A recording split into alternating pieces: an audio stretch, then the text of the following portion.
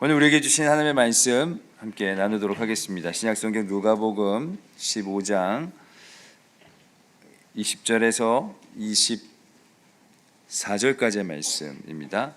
제가 가지고 있는 신약성경 121면과 122면 사이에 있는 누가복음 15장 20절로 24절까지의 말씀, 저와 여러분들이 한 절씩 교독 드리도록 하겠습니다.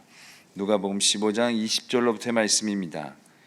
이에 일어나서 아버지께로 돌아가니라. 아직도 거리가 먼데 아버지가 그를 보고 치긴히 여겨 달려가 목을 안고 입을 맞추니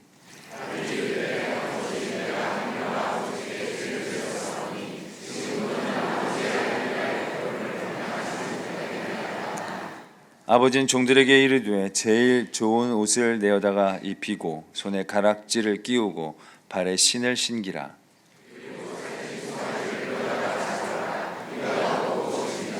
함께요. 이 내 아들은 죽었다가 다시 살아났으며 내가 잃었다가 다시 얻었노라 하니 그들이 즐거워하더라. 아멘. 하나님의 말씀입니다. 네, 할렐루야. 여러분 만나 뵙게 되어서 너무나 반갑습니다. 초원에서 왔습니다. SRT 타고 수서역에 내려서 또 담임 목사님께서 직접 안내해 주셔서 이곳까지 또 저녁을 맛있게 먹고 귀한 자리에 참여하게 되었습니다. 우리 이피산 목사님께서 소개를 해주시는데 너무 과분하게 해주셔서 제가 몸둘 바를 모르겠습니다. 그 대신 목사님은 거짓말할 분은 아니십니다. 저희 동기생들이 한 300여 명이 졸업했는데 우리 이피살 목사님은 그 중에서 목회를 가장 잘하시는, 제가 보기에 가장 잘해요. 우리가 이렇게 말 잘해주기로 짰어요. 그래서 어떻게 목회하는가 사실은 궁금했고, 제가 가까운 교회에서 소망교회에서 부목사 7년 생활하고 부산에 담임 목사를 내려간 지 11년이 되었습니다. 그 사이에 우리 청운교회는 3배가 부흥했더라고요. 우리 안락교회는 2배밖에 부흥을 못했는데 그래서 대단한 목사님이시다 이런 마음을 가지고 이 자리 찾아왔습니다. 그리고 재직 수련회 초청을 받아서 왔고 하나님의 은혜가 이 자리에 함께 하시기를 주의 이름으로 축원합니다. 한 사람이 좋은 사역자가 되는 데는 혼자의 힘으로 되는 게 아닌가 봅니다. 주변에 좋은 사람들이 있을 때 좋은 사역자가 만들어지는 거예요. 특별히 그 뒤에 영적인 아버지들이 있다면, 좋은 아버지가 있다면 아마 좋은 아들처럼, 영적인 아들처럼 성장하고 자라게 될 것입니다. 여러분 하일성 씨라고 하는 분을 알고 계십니까? 이분은 야구 해설가십니다. 얼마 전에 극심한 우울증을 앓다가 자살하셨어요. 그러니까 병으로 죽은 게 맞습니다. 왜냐하면 우울증은 병이니까요. 근데 이분이 젊었을 때 일화입니다. 이분의 젊었을 때, 청년이었을 때 별명이 있었는데 개차반이었다 합니다. 그러니까 얼마나 망난이었으면 사람들이 하일성 씨의 별명을 개차반이라고 지었을까요? 아주 망나니 역할은 다 했어요. 근데 이 하일성 씨의 아버지가 장군이었답니다. 박정희 대통령 시절에 장군이었으니까 얼마나 끝발이 있었겠습니까? 그 당시에는 장군의 아들들은 다 군대를 빼주거나 면제해주는 그런 행태들이 우리 한국 사회 안에 있었나 봐요. 하일성 씨는 잔뜩 기대를 했습니다. 우리 아버지가 장군이니까 나를 군대 빼주겠지. 근데 어느 날 집에 가봤더니 징집장이 나와 있더라는 겁니다. 누가 보냈을까요? 아버지가 보낸 거예요. 왜냐하면 이 아들 개차반을 인간 만들어 보려고. 놀라지 마십시오. 그런데 그 징집장을 보낸 군대가 베트남 전쟁이었어요. 이쪽은 놀라지도 않아요. 남의 집에 한 일이라고. 내 아들을 사람 만들기 위해서 베트남 전쟁에 보낼 부모가 있나요? 그러니까 이 부모도 아주 독한 사람이었던 거죠. 이 하일성 씨는 이를 빡빡 갈았답니다. 이 인간은 내 아버지가 아니다. 어떻게 다른 집안은 군대를 빼주는데 베트남 전쟁을 보내냐. 드디어 머리를 깎고 서울역에서 이제 이병열차를 탔습니다. 왜냐하면 부산까지 내려와야 베트남으로 갈 수 있기 때문에요. 이병열차를 탔는데 자기 아버지가 4.1단 단장으로 기차에 오르더랍니다. 아이, 그러면 그렇지. 겁주다가 빼주겠지. 근데 아버지가 그냥 지나가더래요. 열차 극한에서 부관을 통해서 자기를 부르더라 합니다. 그래서 아들은 찾아갔죠. 아버지가 노란 봉투 하나를 꺼내더라 합니다. 아들아, 이 안에는 200달러가 들어있다. 네가 전쟁터에서 베트콩한테 사로잡히거들랑 이 돈을 주고 반드시 살아 돌아와야만 된다. 이 애비가 너를 기다리마. 그리고 아버지가 돌아섰는데 어깨가 들썩들썩 하더라 합니다. 뭐 하고 있는 겁니까? 울고 있는 거예요, 아버지가. 일대 하일성 씨가 결심했답니다. 다시는 이 남자의 눈에 눈물 나게 하지 말아야지. 다시는 이 남자를 부끄럽게 하지 말아야지. 그 남자가 누구예요? 아버지였던 거예요. 그래서 야구 해설가 하일성 씨가 되었다는 이야기를 제가 직접적으로 들은 기회가 있었습니다. 한 사람이 좋은 아들이 되기 위해서는 뒤에 좋은 아버지가 있어야 되는가 봅니다. 오늘 성경도 바로 그런 말씀이에요. 여러분, 청운교회 정도면 탕자 이야기 말씀 잘 아시죠? 두 번째 아들이 아버지가 살아있을 때 찾아갔습니다. 아버지, 살아 생전에 아버지의 재산에 내 분깃을 달라고 말이죠. 이 말은 고대 중동에 있어서는 이런 말이라 합니다. 아버지 빨리 죽었으면 좋겠습니다. 이런 말과 동일한 말이래요. 이런 아들이 있으면 제가 여러분에게 묻습니다. 그 재산을 줄래요, 안 줄래요? 여러분의 얼굴 보니까 나는 줄 게 없다. 이런 분들이 계시는데 요즘 이런 유머가 있답니다. 아들이 유산을 달라고 하면 안 주면 맞아 죽는답니다. 다 주면 부모는 굶어 죽고요. 또 아들이 달라고 했는데 절반만 주면 더 달라고 목 졸라 죽는답니다. 아주 서글픈 유머였죠. 다시 여러분에게 묻습니다. 줄래요, 안 줄래요? 네 아버지는 줍니다. 왜 줄까요? 안 주면 이 아들은 훔쳐서 도망가거든요. 훔쳐서 도망가면 이 아들은 돌아올 길이 없어요. 이걸 알기 때문에 이 아버지는 그 두 번째 아들에게 유산을 상속해서 그에게 줍니다. 근데 여기서 중요한 게 있어요. 말이 없이 줘요. 이거 어디다 쓸 거냐? 너 계획서 한번 가져봐라. 옆집 아들은 저렇게 열심히 성실하게 사는데 넌 왜 그러냐? 내가 너를 보니까 너는 빌어먹을 게 확실하다. 이런 말 한마디 할 법하지 않아요?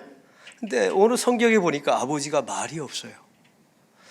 여기서 우리에게 주시는 메시지가 있습니다. 하나님 아버지의 첫 번째 사랑과 은혜는 말이 없는 사랑이었어요. 할렐루야. 여러분, 교회 안에 보면 수많은 사역자들이 있습니다. 여러분 주변에 그 사람이 열심히 일하면 일할수록 주변이 반해져요. 주변의 사람들이 영적으로 살아나요. 격려를 받습니다. 용기를 얻어요. 열매가 있어요. 이런 사역자들의 공통점이 뭐라고 생각하세요? 말이 없어요. 일은 하는데 말이 없단 말이에요. 그런데 어떤 사람, 상상하는 사람이 있죠. 이 사람이 일은 열심히 하는데 주변 사람들이 너무 힘들어해요. 분명히 일을 하는데 말로 또 일을 해요. 그래서 주변 사람들이 너무나 상처를 많이 받는 경우가 있다는 사실이죠. 저에게는 아버지가 한 분 계십니다. 이 아버지가 시골교회에서 평생 목회를 하셨어요. 얼마나 찢어지게 가난했냐면 한 끼를 저희 집안은 고구마로 먹었습니다. 제가 1m 65예요. 못 먹어서 못 자란 게 확실합니다. 왜냐하면 제 아들이 1m 85거든요. 그러니까 제가 못 먹어서 못 자란 게 확실해요. 그러니까 그토록 가난했었어요. 저는 이 집안에, 목회자 집안에 이 가난을 구제하기 위해서 공대를 들어갔습니다.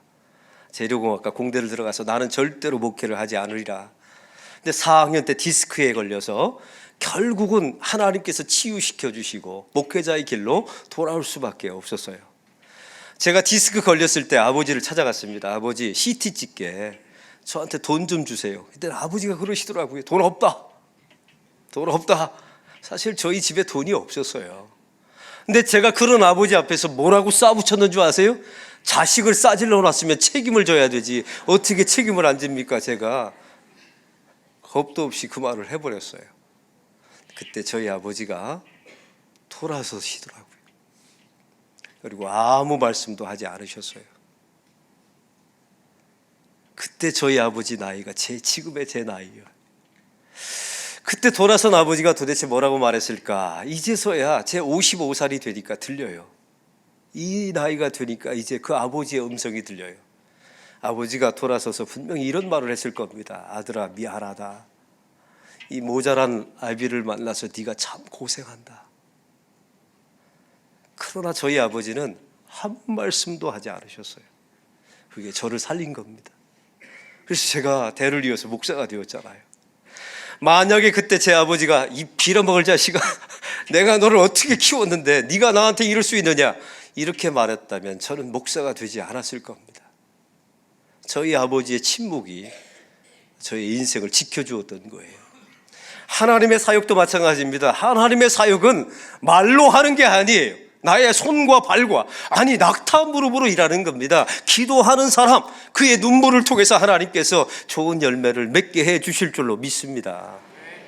제가 우리 교회 안락교회 11년 전에 부임을 했더니 교회가 막 어수선해요. 왜냐하면 이게 말이 많아서 서로 상처를 주고받아서 맨날 하는 말이 저한테 와서 상처받았어요, 상처받았어요. 맨날 상처받았대요. 그래서 제가 어느 날 화딱지가 나가지고, 교회가 무슨 상처받는 곳입니까? 앞으로 이렇게 바꾸십시다라고 제가 캠페인 운동을 했어요. 한번 따라해 봅시다. 교회 일을 하다가, 여러분 교회 일을 하다가 힘든 일이 있잖아요. 그럼 한번 따라해 보세요. 나 부상당했다. 부상당했다. 얼마나 근사합니까? 부상당했다고 말해야지 어떻게 상처받았다고 말합니까? 여러분, 그래서 교회 사역을 할 때마다 말수를 줄이시고 기도하는 시간을 늘리시기를 주의 이름으로 축원합니다. 그 사람을 통해서 좋은 열매가 맺게 될 줄로 믿어요. 또한 오늘 말씀에 보면 이 탕자는 꿈꾸는 게 한 가지 있었습니다. 아버지 품을 떠나면 나는 자유다라는 것을 꿈꿨어요. 사실 집안에 살고 있는 모든 아들들의 공통점이 그거 아닙니까? 아버지 품을 떠나면 나는 자유다. 이걸 어떻게 묶어놔요? 항상 집 밖을 꿈꾸는데 말이죠. 그래서 집 밖을 꿈꾸는 아이들은 한번 집 밖에 나가봐야 돼요. 나는 집 밖에 나가면 자유다? 아니에요. 집 밖에 나가면 뭡니까? 개고생이에요, 개고생. 이거 나가본 분은 아세요? 그래서 집 밖에 한번 나가봐야 돼요. 얼마나 개고생인지. 오늘 성경에 나와 있는 이 탕자의 아버지 하나님은 이 탕자에게 그 위험한 자유라는 선물을 줍니다. 왜? 이건 동물이 아니잖아요. 묶어 키울 수 없잖아요. 억압할 수 없는 것 아닙니까? 그래서 그 아들에게 자유라는 위험한 선물을 줘요. 하나님의 사역자들도 마찬가지입니다. 여러분, 교회 안에 사역자들 가운데 보면 제가 보니까 직분을 다 맡으셨어요. 교회 사역들을 많이 하게 되실 겁니다. 이런 직분을 맡을 때마다 이건 나에게 의무와 책임이다, 이렇게 생각하는 사람은 그 사람은 노예입니다. 왜냐하면 시킬 때만 일해요. 누가 봐야만 일합니다. 알아줘야만 일해요. 안 알아주면 삐친다. 안 알아주면 삐쳐요. 이건 노예인 거예요. 영적인 노예인 겁니다. 근데 하나님께서는 당신의 백성들을 노예로 부른 적이 없어요. 하나님께서는 우리를 부르실 때 자유자로 부르셨죠. 그래서 저와 여러분이 직분을 맡았거들랑 올해를 시작하면서 이것은 한번 따라해 봅시다. 이것은 하나님이 나에게 주신 선물입니다. 특권입니다. 영광입니다. 여러분, 그런 사람만이 자유인이 되는 거예요. 그런 사람이 자발성이 있어요. 그런 사람이 창조성이 생긴다는 거예요. 누가 알아주지 않아도 하나님의 상급이 있으면 기꺼이 감당하는 좋은 하나님의 사역자가 됩니다. 이게 오늘 본문의 두 번째 하나님 아버지의 은혜예요. 우리를 자유자로 부르셨다는 사실을 잊지 마시기 바랍니다. 할렐루야. 우리 노예가 아니에요. 누가 시킨다고 해서 하는 사람도 아닙니다. 하나님께서 만세 전부터 우리를 예정하시고 선택하셨어요. 그 세상의 많은 사람들 가운데 여러분을 청운교회로 불러 모아 주셨어요.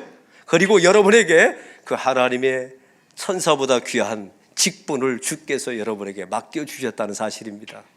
이게 얼마나 큰 하나님의 특권이요 영광입니까? 할렐루야. 이것을 자랑하면서 이걸 누리시기를 주의 이름으로 축원합니다. 오늘 말씀에 나와 있는 탕자를 보십시오. 집 밖에 나갑니다. 화랑방탕하죠. 처음에는 재미있었어요. 돈이 있으니까 친구들도 모여들죠. 그때는 아버지가 생각났을까요? 생각이 안 납니다. 여러분의 자녀 가운데 노래방에 놀러 갔다가 갑자기 신나게 놀다가 엄마가 생각이 나서 전화하는 애들 있어요, 없어요? 있다면 걔는 치료받아야 합니다. 정상이 아니에요. 참 사람은 기가 막힌 게 세상의 쾌락이 재미있고 세상이 즐거우면 나에게 하나님 아버지가 있다는 사실을 기억해내지 못해요. 그러다가 자기의 모든 재산을 다 탕진하죠. 친구들 떠납니다. 그러면 아버지가 생각날까요? 아니요. 사람은 그렇게 나이브한 존재가 아니에요. 주업 열매를 찾습니다. 순간적으로 나의 고통을 모면하는 주업 열매를 찾아요. 제가 이번에 작년에 성지순례를 갔다 왔는데 주업 열매를 먹어보니까 먹을만해요. 이게 달짝지근하기도 하고 돼지가 먹었다지만 그래도 먹을만 하더라고요. 순간적으로 고통을 모면하기 위해서 주업 열매를 찾는 거예요.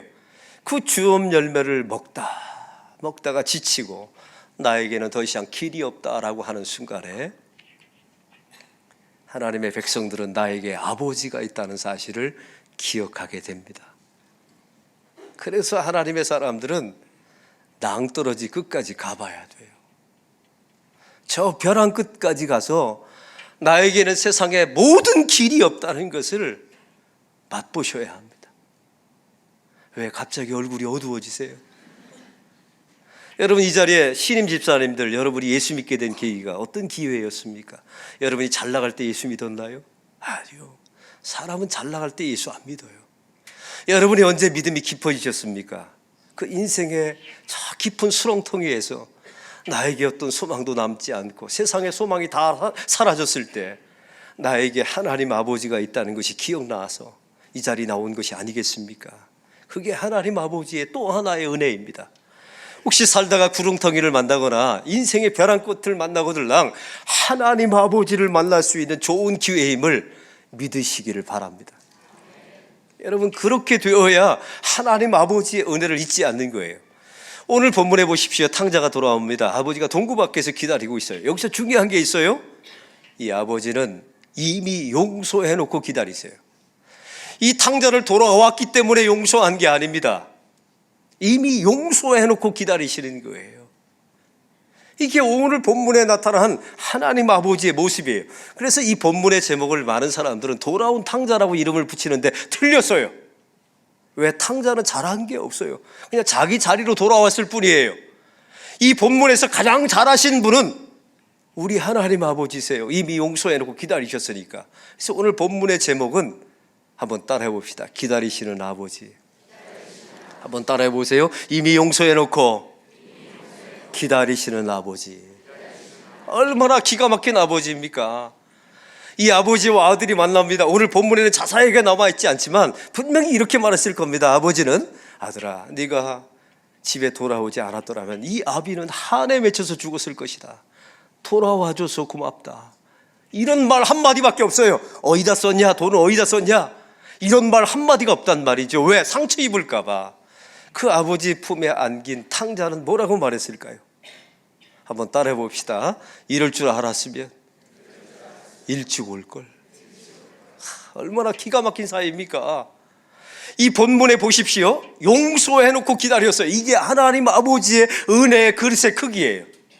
여러분에게 묻습니다. 여러분, 교회는 그냥 부흥하는 게 아니에요. 목사님의 설교가 좋다고 해서 부흥하는 것도 아니고 교회가 건물이 좋다고 해서 부흥하는 게 아니에요. 교회가 부흥하려면 교인을 담아낼 수 있는 그릇이 커야 합니다. 오늘 하나님 아버지의 이 은혜의 그릇의 크기를 보세요. 이미 용서해놓고 기다리십니다. 돌아왔기 때문에 용서하고 받아준 게 아니에요. 이걸 잊지 마시기 바랍니다. 할렐루야. 여러분의 청원교회가 이렇게 그릇이 큰 교회가 되기를 소망합니다. 제가 11년 전에 부산에 갔을 때 우리 교인 하나가 저한테 서리 집사님이 문자가 왔어요. 저를 떠보기 위해서. 목사님, 담배 피우면 지옥 갑니까? 이렇게 저한테 문자가 왔더라고요. 제가 그랬어요. 집사님 요즘 담배 피우시는가 봐요 했더니 그걸 어떻게 하셨어요?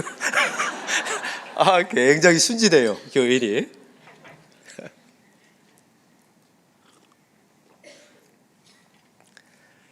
그 다음에 제가 문자 메시지를 보냈습니다. 예수님이시라면 도대체 뭐라고 대답하셨을까? 담배 피우면 지옥 갑니까? 그래서 제가 예수님이시라면 분명히 이렇게 썼을 것 같아요. 그래서 이렇게 썼습니다. 담배 피우면 절대로 지옥 안 갑니다. 대신 천국은 아주 빨리 갑니다. 가로 열고 폐암. 근데 그분이 그 문자를 봤더니 저한테 이런 말을 답장을 왔어요. 목사님, 담배 끊을 수 있도록 도와주세요. 기도해 주세요. 그러면 된 거 아니에요? 여러분, 그러면 된 거 아닙니까? 이게 교회의 그릇의 크기인 거예요. 한번 따라해 봅시다. 담배 피워도 좋으니 교회 다니며 피워라. 얼굴이 환해지는 분들 계세요. 그래야 기회가 있는 것 아니에요. 한번 따라해 보세요. 술 먹어도 좋으니 교회 다니며 먹어라. 또 따라해 보세요. 죄 지어도 좋으니 교회 다니며 지어라. 왜요? 그래야 기회가 있잖아요. 그래야 변화될 수 있는 기회가 있는 것 아닙니까?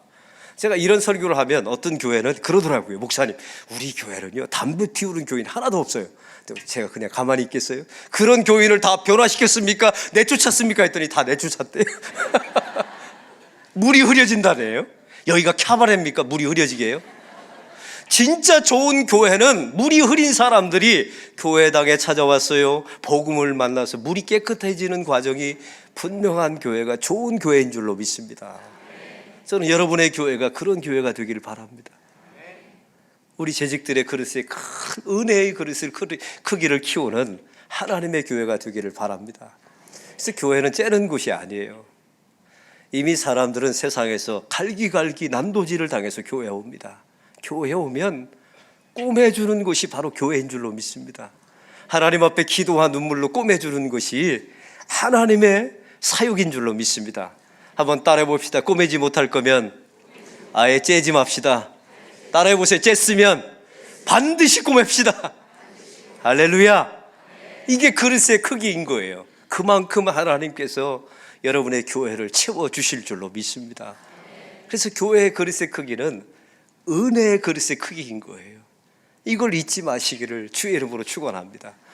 오늘 말씀에 나타난 하나님 아버지의 은혜 가운데 이 도대체 돌아온 탕자에게 진짜 복음은 무엇이었을까요? 아버지가 끼워준 가락지입니까? 여러분, 아버지가 입혀준 옷입니까? 아버지가 잡아준 송아지입니까? 이것을 복음이라고 가리키면 한국 교회는 영혼을 다 잃어버립니다. 이 탕자에게, 돌아온 탕자에게 가장 큰 복음은 아버지예요. 나에게 아버지가 있다는 것. 아무 조건 없이 이미 용서해놓고 기다리는 그 아버지가 있다는 것이 이 아들에게는 가장 큰 복음인 줄로 믿습니다. 여러분, 복음이라는 것은 무엇입니까? 제가 복음 아닌 것을 말해볼까요? 타 종교가 말하는 것은 복음이 아니에요. 예를 들어 봅시다. 우리 사랑합시다. 복음일까요? 아닐까요? 여러분 얼굴 보니까 그냥 목사님이 알아서 대답하세요. 이렇게 써있는데 그건 복음이 아니에요. 왜냐하면 불자들도 그 말 합니까? 안 합니까? 해요. 이슬람 교인들도 그런 말 다 해요. 그건 복음이 아닌 거예요. 그럼 복음이 되려면 어떻게 말해야 합니까? 하나님 아버지가 당신을 사랑합니다라고 말해야 복음이 되는 거예요. 우리가 재직이 되었으니까 섬깁시다. 그럼 불자들도 얘기한다니까요. 하나님께서 십자가에서 당신의 아들을 죽으심을 통하여 우리에게 생명의 섬김을 주셨습니다. 우리는 그 생명의 섬김을 유통해야 합니다라고 말해야 복음이 되는 줄로 믿습니다. 그래서 타 종교가 말하는 것은 복음이 아니에요. 또 한 가지, 사람과 시대에 따라 바뀌는 것은 복음이 아닙니다. 저희 교회에 이런 일이 있었어요. 한 세댁이 있는데 이 세댁은 너무너무 예뻐요. 우리 교회에서 가장 예뻐요. 공부도 여고생 때 가장 잘했답니다. 대학도 좋은 대학 들어갔어요. 또 예수님도 잘 믿어요. 근데 한 가지 문제가 있었는데 가난한 남편하고 결혼을 했어요. 그래서 너무너무 가난해요. 근데 15년 만에 여고 동창생 모임에 갔답니다. 갔더니 누구를 만났냐면 자기 친구를 만난 거예요. 근데 그 친구가 누구냐면 얼굴이 기도가 필요한 얼굴 있잖아요. 통성 기도가 필요한 얼굴에 그 여자친구가 있었던 거예요. 이 친구는 못생겼어요. 공부도 못했어요. 예수도 안 믿어요. 근데 누구를 잘 만났냐면 남편을 잘 만났어요. 부잣집 남편을 만나서 명품을 두르고 왔다는 거예요. 여기서 중요합니다. 우리 교회 집사님이 저한테 이런 말을 하는 겁니다. 목사님, 제가 걔한테 예수 믿으라는 말을 못했어요. 예수 믿으라는 말이 안 나왔어요. 도대체 저한테 무슨 문제가 있는 겁니까? 문제가 있지요. 복음을 모르기 때문에, 부자도 죄인입니다. 가난한 자도 죄인이고, 부자도 거듭나야 되고 가난한 자도 거듭나야 합니다. 부자도 예수님이 필요하고 가난한 자도 예수님이 필요합니다. 할렐루야. 이게 복음이잖아요. 이 복음을 놓쳐버린 거예요. 그래서 제가 단도직입적으로 말했어요. 당신은 복음을 잃어버렸기 때문입니다. 했더니 그 다음번에 가서 그 친구한테 예수 믿으라고 말을 했다는 이야기를 전해 들었습니다. 사람에 따라, 시대에 따라 바뀌는 것은 복음이 아니에요. 여러분, 복음은 무엇입니까? 죽을 때 말할 수 있는 것만이 복음이에요. 여러분, 저희 교회에 권사님들이 많이 돌아가세요. 임종 예배를 갑니다. 숨을 확 몰아쉬고 계세요. 그때 제가 가서 묻는 게 있습니다. 권사님, 대학은 어디까지 나왔습니까? 이거 물을 수 있을까요? 없어요. 그게 무슨 의미가 있어요? 권사님, 돈을 얼마나 벌어 놓으셨어요? 그것도 못 물어봐요. 왜? 가져갈 돈이 없는데요? 죽을 때 어떻게 돈을 가져갑니까? 권사님, 자식은 몇 명입니까? 그것도 안 물어요. 왜? 대신 죽어줄 수 있는 부부는 없잖아요. 자식은 없잖아요. 딱 한 가지만 묻습니다. 이렇게 묻지요. 권사님, 권사라는 계급장을 떼고 묻습니다. 당신은 정말 예수님을 나의 구주, 나의 하나님으로 영접하셨습니까? 영접했습니다 라고 말하면, 그렇다고 제가 또 죽게 해달라고 기도할 수는 없잖아요. 우리 권사님 살려주세요 하면, 참 놀라운 사실은 요즘 권사님들은 또 살아나세요. 알부민 주사를 맞고 살아나요. 임종 예배를 드렸는데 알부민 주사를 맞고 살아나요. 요즘 평균 임종 예배를 2번가량 드립니다. 그 다음에 제가 또 찾아가죠. 권사님, 우리 죽기로 약속했잖아요. 그럼 또 웃어요. 죽다가 숨이 넘어가다 웃어요. 그러면서 제 손을 잡고 이렇게 말합니다. 목사님, 저는 준비됐어요. 고통 없이 죽도록 기도해 주세요. 그럼 그제서야 제가 기도를 바꿉니다.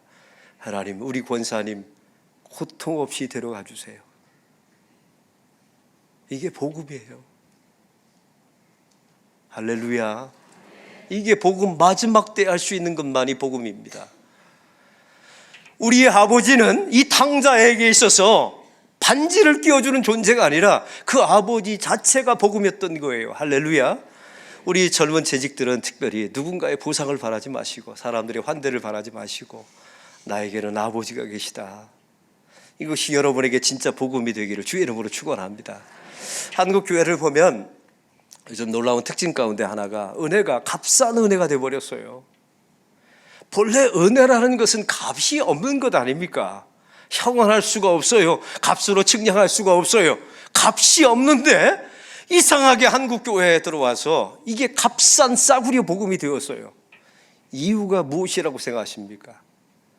5가지를 놓쳤기 때문에 그래요. 이 5가지 단계를 반드시 우리 재직들은 회복하셔야 사역할 때마다 값없는 은혜의 사역을 감당하게 될 줄로 믿습니다.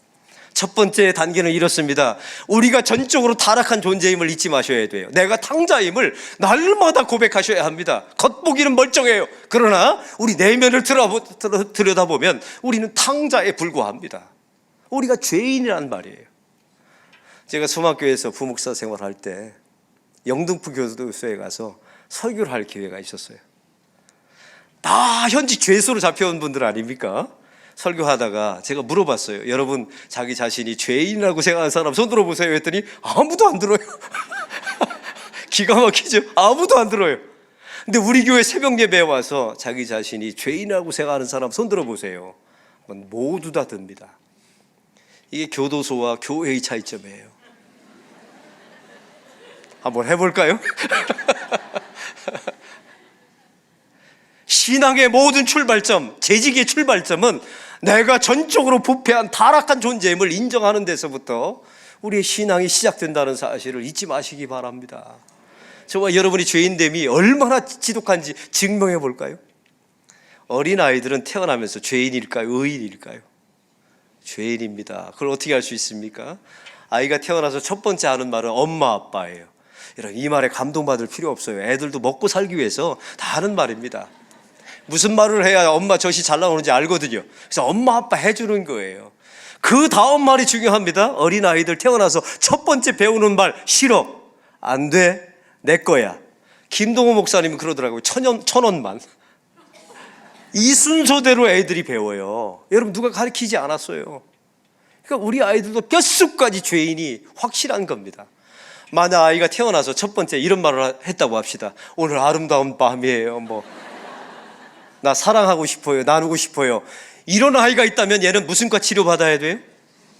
정신과 치료받아야 돼요. 얘는 인간이 아니므리이다. 누가 우리를 이렇게 만들어 놨을까요? 죄와 사탄이 우리를 이렇게 만들어 놓은 거예요. 우리는 의로운 일을 하려면 결심하고 결심해야 돼요. 근데 죄 짓는 일은 결심하지 않아도 돼요. 나 요즘 죄가 안 지어져서 굉장히 고민이다. 이런 분 계세요? 없어요. 그냥 정신줄만 놓으면 우린 죄 지어요. 알아서 오토매틱으로 죄를 짓습니다. 누가 우리를 이렇게 만들어 놨을까요? 죄와 사탄이 우리를 이렇게 만들어 놓은 거예요. 참 놀라운 사실은요, 의로운 일은 아무리 해도 중독이 안 돼요. 제가 한번 여러분에게 물어볼게요. 나 11주에 중독 걸렸다. 나 철야에 중독 걸렸다 하는 분들 계세요? 없어요. 마약, 성섹스 이런 것들은 단 한 번만 해도 이상하게 중독이 되는데, 영적으로 좋은 말씀, 큐티, 예배, 철야, 금식기도, 이건 아무리 해도 중독이 안 돼요.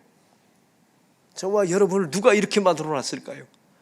죄와 사탄이 우리를 이렇게 만들어 놓은 거예요. 우리는 죄인에 불과합니다. 저와 여러분이 죄를 안 짓는 방법은 딱 한 가지밖에 없어요. 죽는 거예요. 죽는 거. 그래서 하나님께서 여러분을 죽여서 천국으로 왜 데려가시는지 이제 아시겠죠? 살려서 데려갔다가는 천국에서 뭐 해요? 왜 대답을 안 하세요?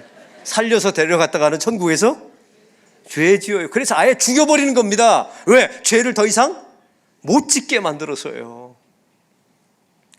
이런 사람의 존재에게 무슨 가능성을 두시렵니까? 이렇게 전적으로 무능력하고 불가능한 존재에게, 그 인간에게 도대체 무슨 가능성을 두겠냐는 거예요. 이게 바로 탕자입니다. 어디에도 소망이 없고 어디에도 갈 곳이 없는 이 탕자의 인생을 철저하게 고백하는 데서부터 재직됨이 시작되는 줄로 믿습니다. 두 번째 단계입니다. 이런 탕자에게 시시각각 다가오는 하나님의 진노와 심판이 있다는 사실을 잊지 마세요. 탕자 보세요. 심판이 있잖아요. 허롱뱅이가 되고 모든 친구 다 떠나버리고 주업 열매 먹으면서 버티고 살고 있지 않습니까? 하나님의 품을 떠난 사람들에게 이런 하나님의 진노와 심판이 있다는 사실을 여러분 기억하셔야 돼요. 또한 세 번째, 그럼에도 불구하고 우리는 구원받았지요. 그 구원에 내가 기여한 바가 전혀 없다는 사실이에요. 이걸 기억하셔야 돼요. 우린 전적으로 타락한 탕자입니다. 시시각각 다가오는 하나님의 진노와 심판이 있어요. 그러나 오늘 보니까 내가 하나님의 구원을 받았어요. 근데 그 구원에 기여한 바는 전혀 없어요. 이런 사람만 네 번째, 십자가와 예수님을 꽉 잡습니다. 오직 예수, 오직 십자가 붙드는 거예요. 이런 사람만 다섯 번째, 모든 영광을 하나님께 올립니다. 사람에게 돌리지 않고 하나님께 돌려요. 할렐루야. 그래야 좋은 재직이 되는 겁니다. 이 다섯 가지 단계를 절대로 잊지 않고, 우리가 받은 복음과 은혜는 싸구려 은혜가 아닙니다. 값없는 은혜이지요. 이 은혜를 회복하는 저와 여러분이 되기를 소망합니다. 저희 집안 이야기를 하겠습니다. 제 아내가 20년 전에 파타야에 놀러 갔어요. 제 아내는 수영을 할 줄 모릅니다. 근데 아내가 갑자기 사라졌어요. 어디 봤나 했더니 발을 헛디뎌 가지고 3m 수영장 바닥에 꾸룩꾸룩 가라앉고 있더라고요. 거품이 모락모락 올라오고 있어요. 제가 점프를 해가지고 생전 처음으로 제 아내 머리채를 잡았어요. 그래서 제 아내 목숨을 살렸다니까요. 이런 집안이 있으면 나와보세요. 도대체 내 아내의 목숨을 살렸다. 제가 그런 사람입니다. 제 아내의 목숨을 살렸어요. 근데 몇 년이 지나고 나서 홍천에 또 저희 가족이 놀러 갔어요. 근데 이상하게 이 7살 먹은 첫 번째 아들이 사라진 거예요. 저희 집안에는 왜 이런 일이 자꾸만 일어나는지 봤더니 홍천 냇가에 포크레인으로 깊이 팠는데 제 아들이 모르고 거기 빠진 거예요. 3m 바닥에. 봤더니 또 흙탕물 안에서 거품이 꼬락꼬락 올라오더라고요. 제가 또 점프해서 제 아들의 머리채를 잡아서 살려냈어요. 남의 집안이라고 감동이 없어요. 2명을 살려냈다니까요. 근데 저희 집안에 문제가 생겼어요. 이 두 인간이 은혜를 몰라. 은혜를 몰라. 이유를 알았어요. 이 은혜를 왜 모르는가? 두 가지 이유를 알았는데요. 첫 번째는 너무 빨리 꺼내줬어요. 제가 이거 제가 엄청 후회합니다. 제가 너무 빨리 꺼내준 거예요. 저 밑바닥에 가라앉아서 나 이제 천국 간다, 소망 없다 했을 때 꺼내줘야 이게 은혜가 깊어지는데 제가 엄청 후회하고 있어요. 되돌릴 수는 없고 다시 집어넣을 수는 없고 뭐. 그래서 그러고 삽니다. 두 번째 이유가 있다는 사실을 알아요. 왜 이 두 사람이 은혜를 모를까? 만약에 제 아들을 꺼내주고 제 아내를 꺼내주고 제가 죽었더라면 제 아내와 제 아들이 그 은혜를 잊을 수 있었겠습니까? 이건 후회하지 않습니다. 제가 살아 돌아온 걸 후회하지 않아요. 근데 그 어려운 일을 우리 예수님이 해내셨잖아요. 그 어려운 일을 우리 예수님께서 해내셨지 않습니까? 어찌 그 은혜를 잊을 수 있습니까? 어찌 그 은혜를 잊을 수 있냐는 말이에요. 그래서 하나님의 백성들은 그 은혜를 가슴 깊이 잊지 말아야 합니다. 왜? 목숨값을 치렀으니까요. 저는 제 아내를 꺼내줄 때 잊지를 못합니다. 제 손목을 잡았는데 여자 힘이 그렇게 센 줄 몰랐어요. 제 손목이 휘어지는 줄 알았어요. 제가 여러분에게 한번 묻습니다. 본래 예수는 그렇게 믿어야 되는 것 아닙니까? 본래 십자가는 그렇게 잡아야 되는 것 아니에요? 어떤 교회 갔더니 교인들이 수련회인데 십자가를 다 목에 걸고 있더라고요. 제가 그래서 십자가는 목에 거는 게 아니라 등에 지는 거라고 했더니 뒤로 활 돌리더라고요. 아주 오래 요즘 교인들 아주 십자가는 걸고 다니라고 준 게 아니에요. 지고 다니라고 준 거죠. 우리 교회는 한 가지 마지막 임종 때 한 가지 방식이 하나 있어요. 얼마나 고통스럽게 성도들이 죽냐면 너무 힘드니까 우리는 꼭 올리브 나무로 깎은 나무를 가지고 갑니다. 십자가를 들고 가요. 원사님, 집사님 힘드시죠? 예, 힘이 듭니다. 이 십자가를 붙들고 견디세요. 죽을 때까지, 주님 부르실 때까지 견디세요 하고 십자가를 주고 임종 예배를 마치고 오죠. 나중에 그분이 돌아가셨다는 이야기를 들고 가보면 기가 막힌 일이 벌어집니다.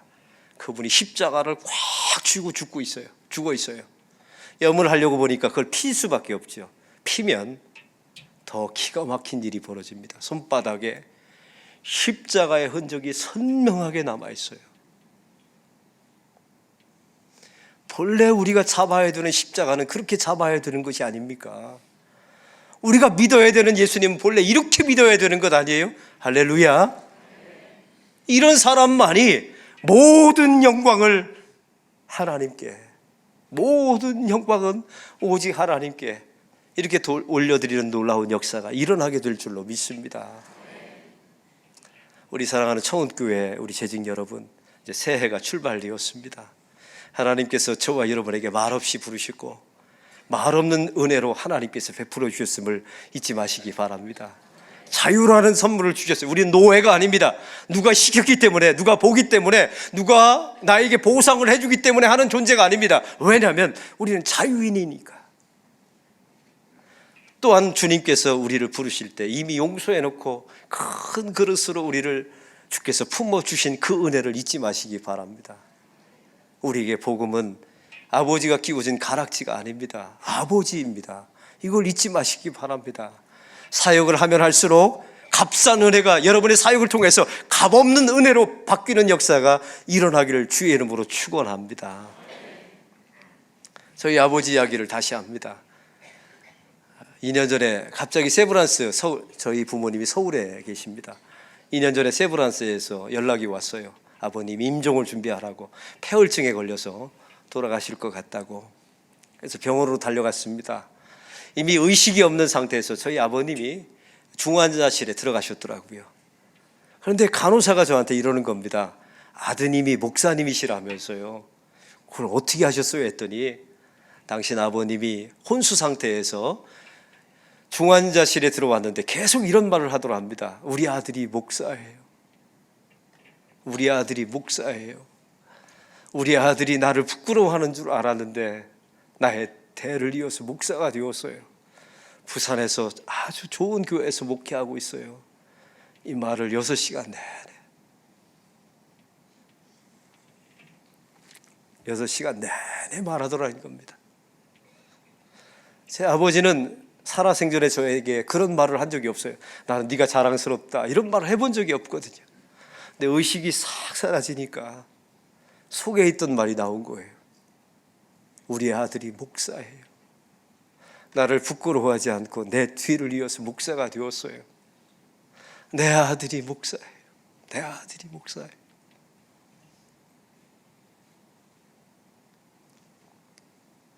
이런 아버지를 제가 50 중반이 되어서 이제서야 만난 겁니다. 근데 그 아버지도 다시 살아나셨어요. 알부민 주사를 맞고 다시 요즘 얼마나 건강하신지 지난달에 저희 부산에 놀러 왔다 가셨어요. 얼마나 건강하신지 몰라. 얼마나 건강하신지. 분명히 그때 우리 죽기로 약속했는데 안 죽으시고 다시 살아나셨어요. 근데 지난달에 부산에 왔는데 참 놀라운 일이 있죠. 아버지 등이 휜 것도 보여요. 예전에 안 보였거든요. 목회하느라고 바빠가지고 아버지 등이 휜 것도 못 봤어요. 근데 이제 아버지 등이 휜 것도 보이고 아버지 입 안에 이빨이 몇 개 남았는지도 이제 보이더라고요. 제가 철이 든 거죠. 그러면서 제 마음속에 아버지가 참 좋다, 이런 아버지가 살아계셔서 너무 좋다라는 마음이 제 마음속에 요즘 새록새록 들어요. 오늘 이 예배를 마치면 제 부모님 계신 무학동에 가서 또 잘 거예요. 그 아버지 만나면 제가 또 너무너무 좋을 거예요. 다시 살아서 돌아오신 저희 아버지 만나서 너무 좋을 거예요. 우리 하나님 아버지도 마찬가지입니다. 여러분 사역할 때마다 내가 위대한 열매를 맺겠다, 아버지가 그런 거 원하는 게 아니에요. 아버지가 원하는 것은 나는 아버지가 참 좋아요. 이런 아버지라면 그냥 아버지와 함께하는 게 좋습니다. 이런 사역자가 좋은 열매가 많이 맺게 될 줄로 믿습니다. 이걸 잊지 마셔야 돼요. 제가 이번에 작년 12월에 성지순례를 갔다 왔습니다. 이번에 마지막 구간이 뭐였냐면 디베랴 바닷가에서 베드로가 도망갔지 않습니까? 부활했는데도 불구하고, 예수님이 부활했음에도 불구하고 디베랴 바닷가로 고기 잡으러 도망가 버립니다. 바로 그 장소를 간 거예요. 거기서 그 해변가에서, 갈릴리 해변가에서 우리가 노래를 불렀어요. 갈릴리 바닷가에서 주님은 시몬에게 물으셨네. 사랑하는 시몬아, 넌 날 사랑하느냐? 오 주님, 당신만이 아십니다. 이 찬양을 부르는데 우리 다 같이 통곡했어요. 그 땅바닥에 앉아서 통곡했어요. 왜 했는 줄 아세요? 예수님이 미치도록 보고 싶은 겁니다. 내가 성경 속에서 말했던 그 예수님의 현장, 저는 3번째 갔었거든요. 근데 이번만큼은 그 노래를 부르면서 미치도록 예수님이 보고 싶은 거예요. 너무너무 예수님이 보고 싶었어요.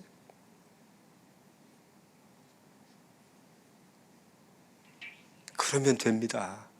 우리 사랑하는 재직 여러분, 내가 올해 수많은 열매를 맺겠다, 업적을 남기겠다, 이런 꿈 꾸지 마시고 우리 예수님이 미치도록 좋아서 그 예수님이 하는 일을 나도 하고, 예수님이 기도하면 나도 기도하고, 예수님이 사랑하면 나도 사랑하고, 예수님이 섬기면 나도 섬기는 그런 재직들이 되시기를 주의 이름으로 축원합니다. 그럼 주님께서 알아서 여러분을 통해서 사용하셔서 좋은 열매 사역들이 이루어지게 될 줄로 믿습니다. 하나님 아버지 감사합니다. 우리가 전적으로 타락한 탕자임을 주님 앞에 고백합니다. 시시각각 다가오는 하나님의 진노와 심판도 있었습니다. 그러나 어느 순간에 보니 우리 자신이 구원받아 있고 하나님의 백성이 되어 있습니다. 우리가 구원에 기여한 바가 전혀 없었습니다. 그래서 우리는 오직 예수님, 오직 십자가만 붙들 수밖에 없습니다. 그리고 모든 영광을 오직 하나님께 돌립니다. 이런 재직들이 되게 해 주십시오. 이런 재직들이 되게 하여 주옵소서.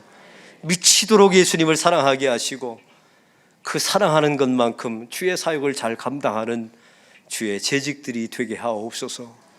예수 그리스도의 이름으로 기도하옵나이다. 아멘.